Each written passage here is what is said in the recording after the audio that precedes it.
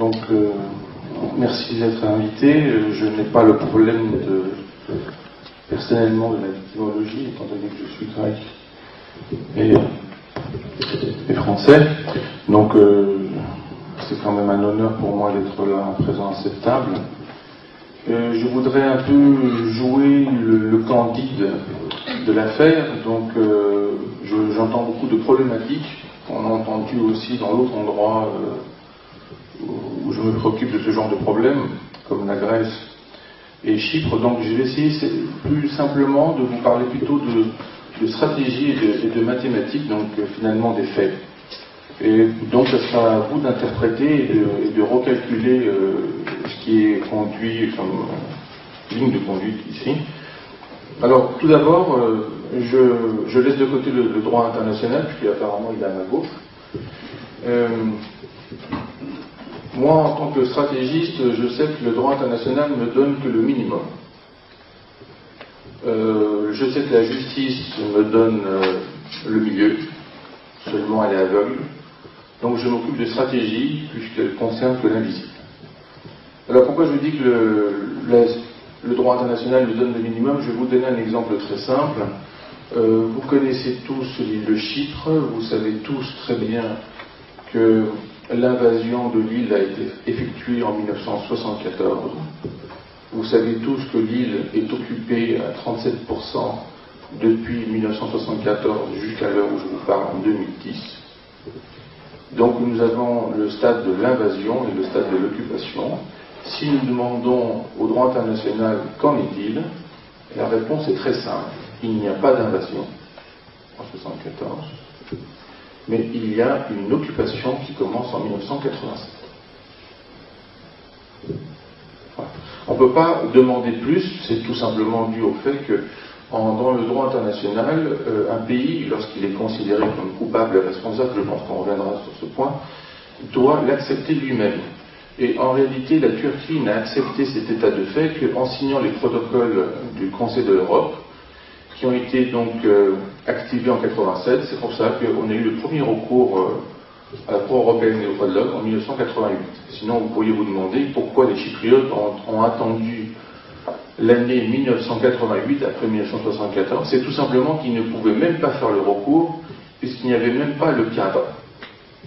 Au niveau du droit international, on a ce qu'on appelle l'accord intergouvernemental donc de 1996 qui définit bien que cette occupation n'est pas légale. Donc vous voyez, on en est quand même à des niveaux très bas par rapport à ce que tout le monde sait. Vous imaginez quand moi je dois faire une conférence à Chypre et essayer d'expliquer à des gens qui connaissent ce qu'on appelle les inconnus, donc enfin les disparus, les 1619, ce qu'on appelle les enclavés, qui étaient au départ plusieurs dizaines de milliers et maintenant qui sont 400, ce qu'on appelle les déportés, qui sont plus de 200 000, quand vous leur expliquez que tout ce qui existe jusqu'en 1987, pour eux, dans leur tête, n'existe pas au niveau du droit international. Tout simplement parce que ça n'a pas été accepté par l'État qui est accusé. Au niveau des recours, donc on a créé une structure analogue à celle que vous avez entendue précédemment, donc qui s'appelle la Fondation Altruismos. Elle a permis de faire plus de 1800 recours à la Cour européenne des droits de l'homme. Actuellement, nous avons 22 recours qui ont été jugés donc sur l'essence. Donc certains ont été réglés aussi au niveau de la thérapie. Donc il faut vous rendre compte de la taille de ce que ça représente au niveau financier. Ces recours représentent en fait des recours contre la non-jouissance de propriété. Donc c'est des recours relativement simples, dans le sens où on ne demande pas quelque chose de précis, on demande en fait un remboursement de l'utilisation d'une propriété par la Turquie. Ces recours, donc, on en est maintenant à 33 sur le stade principal, et maintenant on commence à avoir des recours qui sont encore plus intéressants pour la cause arménienne, à savoir les recours des gens de Constantinople. Alors pourquoi? Parce que les recours précédents concernent Chypre, donc à partir de 1974, ceux de Constantinople commencent à concerner les problèmes de 1964. Donc on a estimé qu'on a à peu près 900 cas, 1100 actes de propriété qui représentent à peu près 14 milliards. Je parle en euros. Donc, qu'est-ce que je veux dire par là? Il faut bien vous rendre compte que sur le plan stratégique, des événements et des poussées de ce genre ennuient un État, quel qu'il soit, en particulier la Turquie, beaucoup plus que la réunion du dimanche par rapport au Börek que j'ai entendu tout à l'heure, effectivement. Donc j'y repenserai. Mais pour faire un bémol par rapport à ça, n'oubliez pas que des fois, les petits symboles sont simples et des fois peuvent nous rappeler des choses. Hein. Donc on a d'abord la Madeleine de Proust, mais n'oubliez pas que le croissant qu'on mange en France, c'est quand même pour commémorer la victoire des Autrichiens de l'Empire austro-hongrois contre la Turquie. Donc, vous remarquerez donc que peut-être que vous mangez des beurrettes, peut-être qu'on mange des croissants, mais le pays voisin évite de le faire. Donc continuez à manger des beurrettes, mais ne faites pas que ça, effectivement. Alors, par rapport à ça, j'ai entendu précédemment, est-ce qu'on peut se poser la question, est-ce que des recours individuels peuvent intervenir et faire pencher la balance au niveau des choses étatiques? C'est très simple, on a les faits maintenant. Tout d'abord, il faut vous rendre compte que la dernière décision de la Cour européenne des droits de l'homme a été de dire pour la cause chypriote, parce que vous voyez, les Chypriotes c'est un peu plus compliqué que vous. Dans quel sens? C'est beaucoup plus simple. C'est-à-dire que Chypre n'existe même pas. Oui, parce que les Arméniens quand même existent. Le génocide, on se demande, certains, mais quand même personne n'a osé dire que l'Arménie n'existe pas. Et pour Chypre aussi. Chypre n'existe même pas pour la Turquie. Donc, qu'est-ce que ça suppose? Ça suppose que quand les Chypriotes font un recours, eh bien, ils ne peuvent même pas dérouler l'ensemble du système judiciaire turc, puisqu'il n'existe même pas, ils sont obligés d'aller directement à la Cour européenne des droits de l'homme. Donc, comment? Ça facilite les choses. Ça facilite, voilà, c'est ça. C'est ce que je leur dis en stratégie, quand vous êtes vraiment dans la pire des situations, ça peut vous aider au niveau du droit. Mais il faut que le droit tienne et aussi des opinions stratégiques. Alors, qu'est-ce que je veux dire? C'est très simple. Jusqu'à le 20e recours, on était dans un cadre individuel. Vous vous rappelez que les recours à la Cour européenne des droits de l'homme, qui dépend de la Cour, enfin qui dépend du Conseil de l'Europe, permettent en fait à n'importe quel individu d'attaquer en justice n'importe lequel des 47 États qui ont signé cette convention, en particulier certains protocoles, mais ne rentrons pas dans les détails pour l'instant.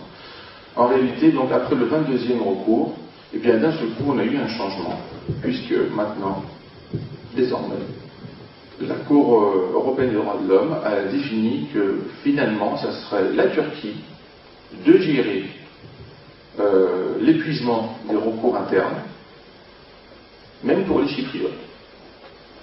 Donc, qu'est-ce qu'ils se sont rendus compte? Ils se sont rendus compte d'abord qu'il y avait déjà 22 recours, qu'il y avait 33 recours qui étaient en troisième phase, et qu'il y avait plus de 1800 recours qui étaient en phase 1 et phase 2.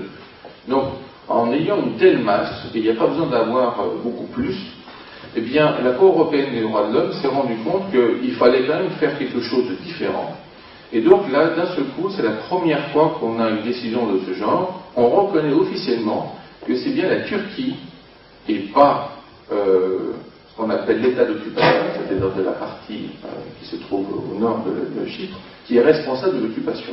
Donc ça, c'est extrêmement important, que ça rejoint un peu nos problématiques pour la cause arménienne sur le problème de la reconnaissance ou pas, et qui doit reconnaître quoi. Là, vous vous rendez compte d'un seul coup que la Turquie, alors qu'elle ne reconnaît pas l'État chypriote, est obligée, sur le plan du droit international, de reconnaître qu'il faut qu'il passe par un tribunal turc.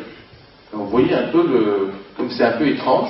Alors c'est une phase intermédiaire, c'est exactement la phase qu'utilisent les gens de Imbros, Tenedos et Constantinople. Là, il faut bien vous rendre compte, pour la taille des sommes en jeu, c'est que en gros, les frères Phocas donc, sont arrivés maintenant au recours à la Cour européenne des droits de l'homme, après avoir épuisé toutes les procédures internes de la Turquie. L'ordre de grandeur, c'est 10 millions d'euros. Alors pourquoi? C'est très simple, c'est qu'en général, à Chypre, c'était des petits villages ou des petites maisons. La date, c'est 1974, alors qu'en fait, à Constantinople, il s'agit de belles demeures sur le Bosphore, très spacieuses, luxueuses, et donc vous vous rendez compte que le recours s'effectue avec les données de l'époque. C'est-à-dire qu'on fait une estimation sur les données de l'époque, vous déclarez vos biens, immobiliers et mobiliers, et à partir de cette estimation, il y a une estimation du coût qui est proposée d'abord par la victime, ensuite qui est proposée par l'État, et ensuite il y a un accord entre les deux qui se fait dans la phase 3 de la Cour européenne des droits de l'homme.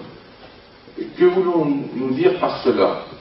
Au départ, quand on a fait la promotion des recours pour les gens de Constantinople, de Ivros et de Tenedos, ils pensaient que ce serait très difficile parce qu'il faudrait certainement passer par les cours internes du tribunal, des tribunaux turcs. En réalité, en fait, on est systématiquement débouté, mais faussement. En réalité, on est débouté et on passe au rang supérieur.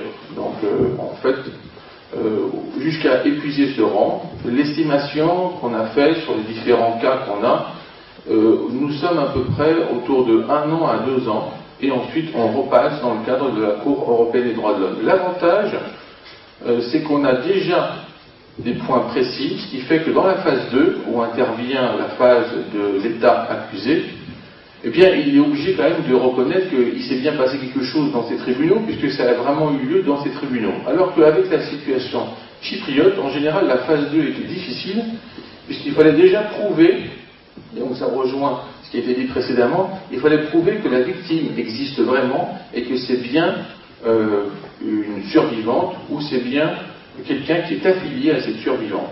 Donc là, le problème, des fois, c'était simplement la continuation de la victimologie. Elle a été bien établie, et ça nous permet maintenant d'avoir ce genre de résultat. Au niveau de l'occupation maintenant des terres, on se préoccupe de savoir est-ce qu'il faut revendiquer absolument tout, est-ce qu'il faut revendiquer l'essentiel, ou peut-être chercher quelque chose dans une moindre mesure. C'est très simple, en 2003, il n'y avait plus d'écoles secondaires en raison des pressions par les Turcs. Ils allaient fermer même l'école primaire en prétextant que quand on descend à moins de 5 individus, eh bien, on peut la fermer. C'est exactement la politique de Denktash. Grâce à ça, en fait, on a employé une stratégie pour créer une école secondaire et aller jusqu'au lycée, alors qu'elle était fermée depuis 1976. Donc, tenez-vous bien, quand on a été contacté par le président des enclavés chypriotes, il nous a posé la question suivante. Comment pouvons-nous ne pas fermer l'école primaire? Et la réponse a été la suivante, il suffit d'ouvrir l'école secondaire. Il est inutile de vous dire qu'il a été surpris au premier abord, puisque l'école secondaire n'existait plus depuis 1975, alors que l'école primaire existait en continu de 1974 jusqu'en 2003. Vous allez me dire, c'est quand même surprenant de répondre à ce genre de réponse. En fait, c'est très simple. Cette réponse permet d'agir. Pourquoi? Parce qu'elle est totalement utopique. Et comme elle est utopique pour nous-mêmes, elle est utopique aussi pour les Turcs. Et les Turcs ne s'occupent pas des utopies. C'est pour ça que ça a été réalisé. Parce que le temps qu'ils réagissent et qu'ils se rendent compte que ce truc complètement fou et complètement irréalisable peut avoir une chance d'être réalisé, donc je vous dis que depuis 2004, il existe en territoire occupé chypriote un lycée, un collège, une école primaire qui donne des diplômes chypriotes en grec à des gens qui sont enclavés, qui ont tous leurs cours qui sont effectués en grec et pas en turc, et qui sont reconnus par l'État chypriote. Vous allez me dire, mais comment on peut passer par cet État intermédiaire? C'est très simple, au bout d'un moment, il a fallu quand même prévenir l'État chypriote de l'existence de ces structures. Donc quand on a contacté l'État chypriote, c'est très simple, ça va vous rappeler certaines choses, ils nous ont dit, c'est impossible. Alors nous on a dit, c'est vrai, mais ça fait 3 mois qu'on le fait. Alors ils ont dit, si ça fait 3 mois que vous le faites, continuez.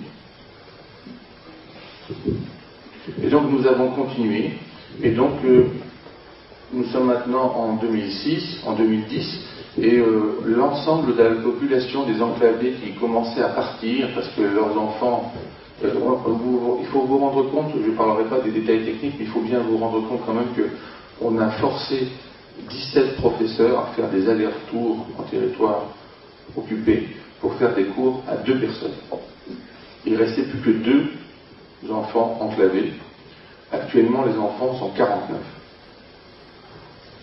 Donc, il faut bien vous rendre compte que pour faciliter les choses de la diaspora, entre guillemets,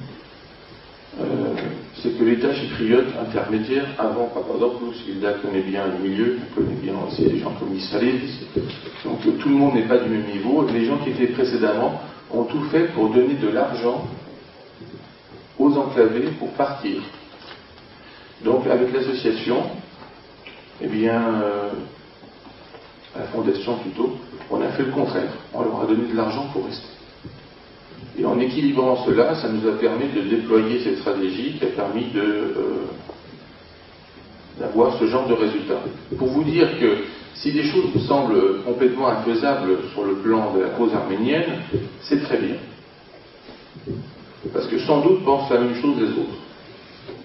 Et ensuite, il faut commencer à se rendre compte que le problème, si vous voulez, de la stratégie, ce n'est même pas l'utopie, c'est de créer l'impensable. Une fois que vous avez créé l'impensable, les premières actions des personnes, c'est utopique. C'est déjà bien parce que maintenant, ils pensent que c'est non réalisable. Avant, ils ne pensaient même pas. Ensuite, il y a d'autres personnes qui vont arriver, qui vont vous dire, peut-être que c'est faisable. Et puis, en d'autres, encore, vont finir par dire, si c'est peut-être faisable, on n'a qu'à essayer. Et là, ce que j'entends par mes prédécesseurs, c'est un peu ce qu'ils vous disent, c'est que il ne faut pas baisser les bras, c'est des choses qui sont difficiles, ils ne font pas non plus faire des comparaisons absurdes, parce qu'il faut bien se rendre compte qu'on est dans le cadre d'une reconnaissance et d'un processus de réparation qui est complètement différent par rapport à la cause juive, étant donné qu'il n'y a pas l'équivalent d'un procès de Nuremberg. Et je crois que la différence qu'il faut voir, c'est pas tellement au niveau des victimes, mais au niveau des bourreaux. C'est que l'État nazi s'est effondré juste après le génocide. Vous savez, la cause juive, si l'État nazi était encore là, elle serait considérablement différente. La cause arménienne, si elle est si difficile, c'est pas parce que toutes les victimes sont ignorantes et ne sont pas actives, c'est qu'en face de nous, nous avons un État qui continue à avoir une politique kémaliste, se retrouve maintenant même un système néo-ottoman, et qui est dans sa pleine force, dans sa pleine maturité, et qui revendique ses négations sans aucune honte. Donc évidemment, c'est beaucoup plus dur. Je crois au contraire que la cause arménienne sert de paradigme aux autres causes qui ne sont pas la cause juive et qui sont dans le cadre des génocides qui ne sont pas reconnus. Donc, ce qu'il faut dire, c'est qu'il y a bien sûr cette trajectoire au niveau de la reconnaissance du génocide, au niveau du processus de réparation, il est très bien décrit, il y a plusieurs phases, mais je pense qu'il faut avoir une stratégie parallèle, c'est-à-dire que ne pas considérer que c'est un présupposé d'obtenir quelque chose dans un domaine. Je pense qu'il est préférable d'avoir ce qu'on appelle nous un mix stratégique, c'est-à-dire avoir plusieurs configurations, plusieurs stratégies qui convergent vers le même point. Les stratégies individuelles des recours au niveau de la Cour européenne des droits de l'homme sont un point. Les stratégies qui ont été effectuées par rapport aux assurances AXA, c'est un autre point. Les églises, c'est effectivement possible. N'oubliez pas que l'Empire ottoman a un cadastre très évolué depuis très longtemps. N'oubliez pas qu'il nous a forcés tous, je parle de l'ensemble des chrétiens, à déclarer nos biens en 1912. C'était une grave erreur de sa part, puisque maintenant c'est utilisable. Parce que c'est pareil, quand ils ont voulu faire agir de façon rétroactive la loi de 36 par rapport à 96, eh bien évidemment, ils ont eu un recours contre eux et qui a permis de les débouter et d'annihiler cette affirmation. On ne peut pas accuser quelqu'un de devoir connaître la loi, non seulement la loi actuelle, mais la loi qui doit venir par la suite. Donc, les événements de 36, les événements de 1912 ont été ceux qui ont permis d'obtenir gain de cause à la Cour européenne des droits de l'homme. Pour quoi? Pour les frères Phocas pour une somme de 10 millions d'euros. Donc, avant, évidemment, les frères Phocas, tout le monde pensait à Constantinople, à Imbros et à Danielos, que c'était impossible de faire quelque chose contre la Turquie. Avant l'affaire Titin-Aloisi de Chypre, tout le monde pensait que c'était impossible de faire quelque chose contre la Turquie. Je pense que dans la cause arménienne, nous sommes en train de passer de l'impensable à l'utopique. C'est-à-dire qu'on pense encore que c'est quand même très dur à faire, voire impossible, et je pense que nous sommes sur la bonne voie. Donc je laisse la place maintenant au droit international.